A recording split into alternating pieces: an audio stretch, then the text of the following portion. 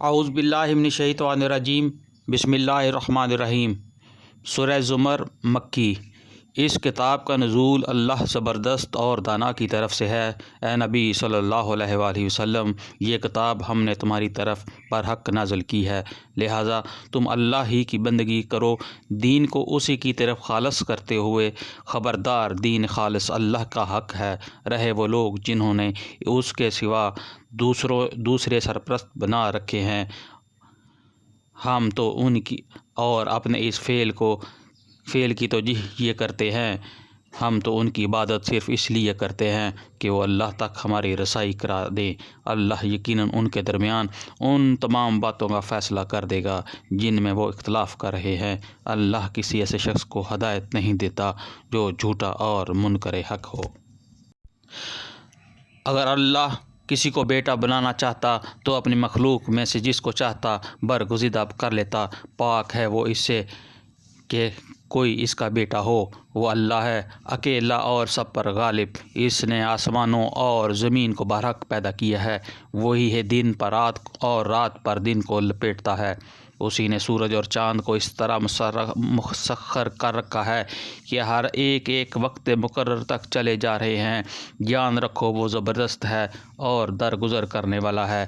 اسی نے تم کو ایک جان سے پیدا کیا، پھر وہی ہے جس نے اسی جان سے اس کا جوڑا بنایا، اور اسی نے تمہارے لیے مویشیوں میں سے 8 نر اور مادہ پیدا کیے۔ وہ تمہاری ماؤں کے پیٹوں میں تین تاریک پردوں کے اندر تمہیں ایک کے بعد ایک شکل دیتا چلا جاتا ہے۔ یہی اللہ جس کے یہ کام ہے تمہارا رب ہے، بادشاہی اسی کی ہے، کوئی معبود اس کے سوا نہیں ہے۔ تم پھر کدھر سے پھرائے جا رہے ہو؟ اگر تم کفر کرو تو اللہ تم سے بے نیاز ہے، لیکن وہ اپنے بندوں کے لیے کفر کو پسند نہیں کرتا، اور اگر تم شکر کرو تو اسے وہ تمہارے لیے پسند کرتا ہے۔ کوئی بوجھ اٹھانے والا کسی دوسرے کا بوجھ نہ اٹھائے گا۔ آخرکار تم سب کو اپنے رب کی طرف پلٹنا ہے، پھر وہ تمہیں بتا دے گا کہ تم کیا کرتے رہے ہو۔ وہ تو دلوں کا حال تک جانتا ہے۔ انسان پر جب کوئی آفت آتی ہے تو وہ اپنے رب کی طرف رجوع کر کے اسے پکارتا ہے، پھر جب اس کا رب اسے اپنے نعمت سے نواز دیتا ہے تو وہ اس مصیبت کو بھول جاتا ہے جس پر وہ پہلے پکار رہا تھا، اور دوسروں کو اللہ کا ہمسر ٹھہراتا ہے تاکہ اس کی راہ سے گمراہ کرے۔ اے نبی صلی اللہ علیہ وآلہ وسلم، اس سے کہو کہ تھوڑے دن اپنے کفر سے لطف اٹھا لے، یقیناً تو دوزخ میں جانے والا ہے۔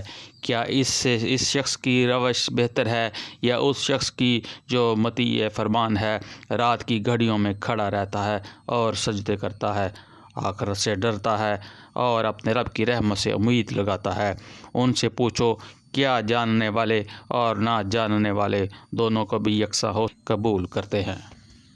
اے نبی صلی اللہ علیہ وآلہ وسلم، کہو اے میرے بندو جو ایمان لائے ہو، اپنے رب سے ڈرو۔ جن لوگوں نے اس دنیا میں نیک رویہ اختیار کیا ہے ان کی بھلائی ہے، اور خدا کی زمین وسیع ہے، صبر کرنے والوں کو تو وہ ان کا اجر بے حساب دیا جائے گا۔ اے نبی صلی اللہ علیہ وآلہ وسلم، ان سے کہو مجھے حکم دیا گیا ہے کہ دین کو اللہ کے لیے خالص کر کے اس کے بندگی کروں، اور مجھے حکم دیا گیا ہے کہ میں سب سے پہلے میں خود مسلم بنوں۔ میں اپنے رب کی نافرمانی کروں تو مجھے ایک بڑے دن کے عذاب کا خوف ہے۔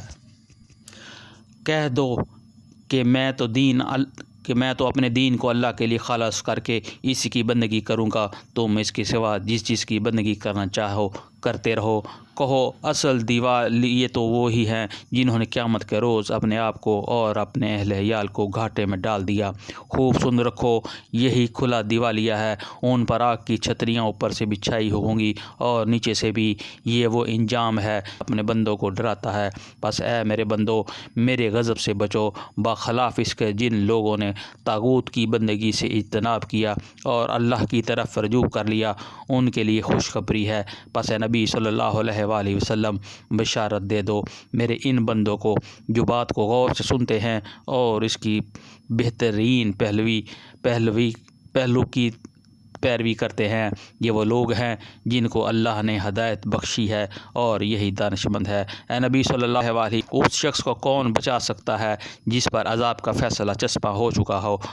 کیا تم اسے بچا سکتے ہو جو آگ میں گر چکا ہو؟ البتہ جو لوگ اپنے رب سے ڈر رہے ہیں ان کے لیے بلند عمارتیں اور منزل پر منزل بنی ہوئی جن کے نیچے نہریں بہہ رہی ہوں گی۔ یہ اللہ کا وعدہ ہے، اللہ کبھی اپنے وعدے کے خلاف ورزی نہیں کرتا۔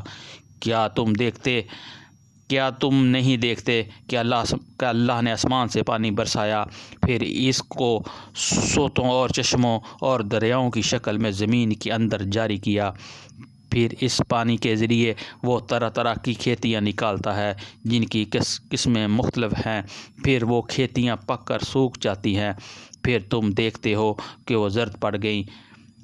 آخر کار اللہ ان کو بھوس بنا دیتا ہے۔ در حقیقت اس میں ایک سبق ہے عقل رکھنے والوں کے لیے۔ صدق اللہ العظیم۔